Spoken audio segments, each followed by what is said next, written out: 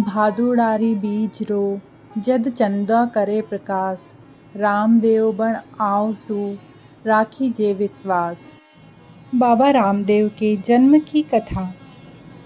15वीं शताब्दी में राजस्थान के पोखरण के ताम्रवंशी राजा अजमल का राज हुआ करता था।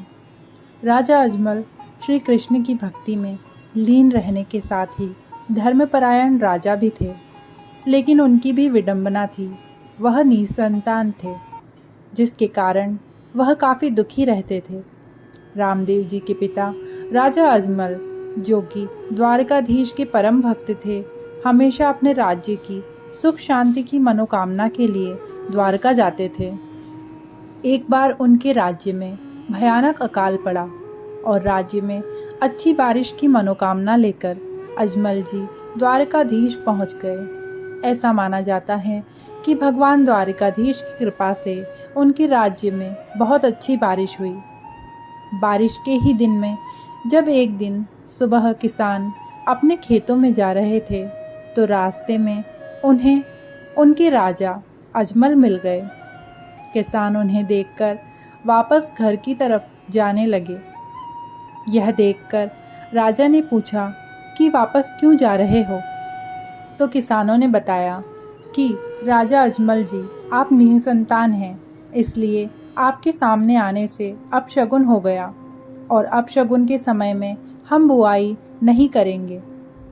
राजा ने जैसे ही यह सुना तो उन्हें बहुत दुख हुआ, लेकिन एक कुशल शासक और गरीबों के मसीहा होने के नाते उन्होंने किसानों को तो कुछ नहीं कहा, पर घर वापस आकर काफ़ी निराश और परेशान हुए।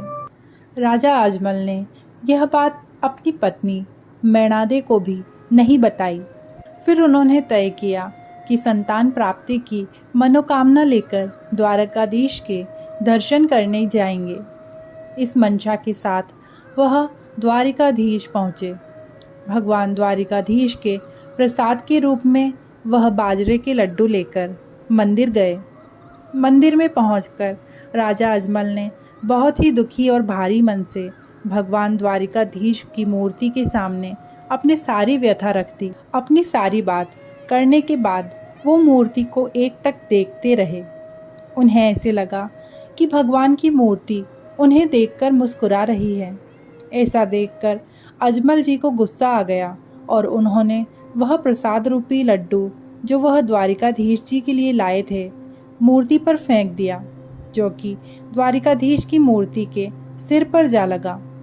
यह सब वाकया मंदिर के पुजारी देख रहे थे, तो उन्हें लगा कि राजा पागल हो गए हैं।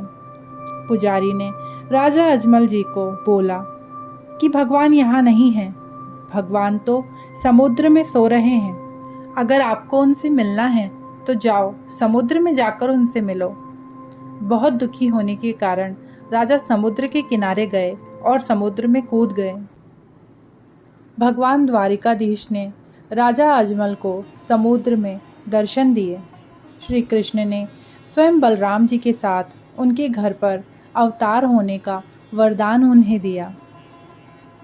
भगवान द्वारिकाधीश ने कहा कि वह खुद भादवा की दूज के दिन राजा अजमल के घर पुत्र के रूप में आएंगे। राजा अजमल ने देखा कि भगवान के सिर पर पट्टी बंधी है। तब राजा अजमल जी ने भगवान से पूछा कि आपको यह चोट कैसे लगी? भगवान ने कहा कि मेरे एक प्यारे भक्त ने मुझे लड्डू से मारा।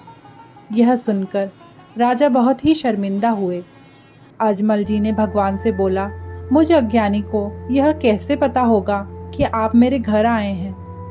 भगवान ने कहा कि जब मैं तेरे घर आऊँगा तो आंगन में कुमकुम के पैर के निशान बन जाएंगे, मंदिर के शंख अपने आप बजने लगेंगे। यह सब सुनने के बाद अजमल जी खुशी खुशी घर लौटे। घर लौटने के बाद राजा अजमल ने अपनी सारी कहानी रानी मैणादे को सुनाई। एक निश्चित समय के बाद भगवान के वरदान के अनुसार पहले बलराम जी ने वीरम देव जी के रूप में राजा अजमल की पत्नी मैणादे के गर्भ से जन्म लिया।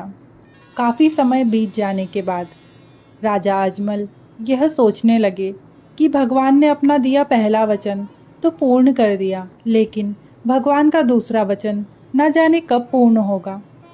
वह इतना सोच ही रहे थे कि शंख अपने आप बज उठे। उन्होंने देखा कि घर के आंगन में चारों तरफ भगवान के पगलों के निशान बने हुए थे।